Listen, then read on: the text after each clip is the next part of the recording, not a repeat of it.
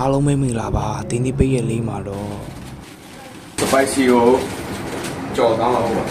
ဘုလို့ဆိုရင်ပြုတ်နေအောင်ပြုတ်ပြီးနေပြီးစီပဲထဲမှာကြော် ဟုတ်ပါတယ် spicy ကိုတမှုထူးခြားဆောင်နဲ့ကြော်စားမှာဖြစ်ပါတယ် spicy ကိုအလုပ်ပညာစံချက် ဒါတော့ချက်ကြီးရဲ့ spicy ကြော်လေးကိုစောင့်မျှော်နေတဲ့တူလေးပဲဖြစ်ပါတယ်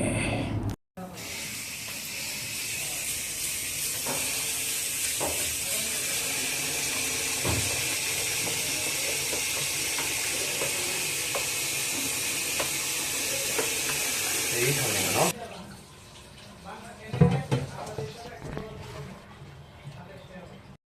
ကျွန်တော်တို့ပြောထားတဲ့ခောက်စစ်ဘက်တွေကိုရေးစင်းမှာဖြစ်ပါတယ်ရေးဆေးပြရတယ်ရေးစင်ပြီးဆိုတာနဲ့ကျွန်တော်တို့ခောက်စစ်ဘက်တွေကိုပကံတစ်ခုမှထဲမှာဖြစ်ပါတယ်ပြီးရတယ် spicy အနစ်ထုတ်လေးကိုဖောက်ထည့်မယ်တထုပ်ပြီးတထုပ်ဖောက်ထည့်ပြီးဆိုတာနဲ့ spicy အနစ်တွေနဲ့ခောက်စစ်ဘက်တွေနေရအနှံ့ရောက်တော့ပူရင်အတွက်ကျွန်တော်တို့မွေးမှာဖြစ်ပါတယ်ဒီချိန်မှာကျွန်တော်တို့တူစုံနဲ့မွေးလိုက်ပါတယ်မွေးပြီးဆိုတာနဲ့ကျွန်တော်တို့ကျဥကြော်ဖို့အတွက်ကျွန်တော်တို့ကျဥကိုဖောက်ထည့်မှာဖြစ်ပါတယ်ကျဥကဒီနေ့မှာတော့တစ်လုံးဖောက်ထည့်တယ်နှလုံးဖောက်ထည့်တယ်မလောက်တဲ့ကြောင့်ကျွန်တော်6လုံးလောက်ကျွန်တော်ထည့်လိုက်ပါတယ်ထည့်လိုက်မယ်ကျွန်တော်တို့ခောက်မှာပဲအော်စားထည့်ဖို့မေးတော့မလို့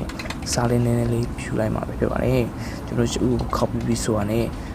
ကျဥကိုကျွန်တော်တို့ပကံလေးကိုနဘေးမှာခဏလေးထပ်ထားမှာဖြစ်ပါတယ်အခုချိန်မှာတော့ကျွန်တော် spicy ကြော်ဖို့အတွက်ထောဖက်လေးကိုကျွန်တော်အိုးဝေးမှာထည့်လိုက်ပါမယ်ဖြစ်ပါတယ်ချွန်း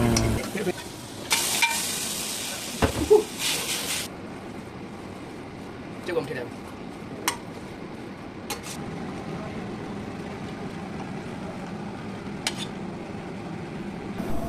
ဒါလေးကတော့ cheese အထုပ်လေးပဲဖြစ်ပါတယ်ကျွန်တော်ရောပြီးတော့ကြော်မှာဖြစ်ပါတယ်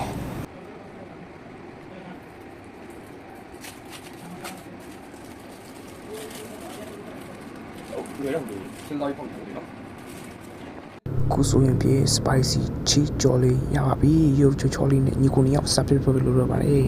စားကြပါအောင်ဗျာ စားကြပါဦး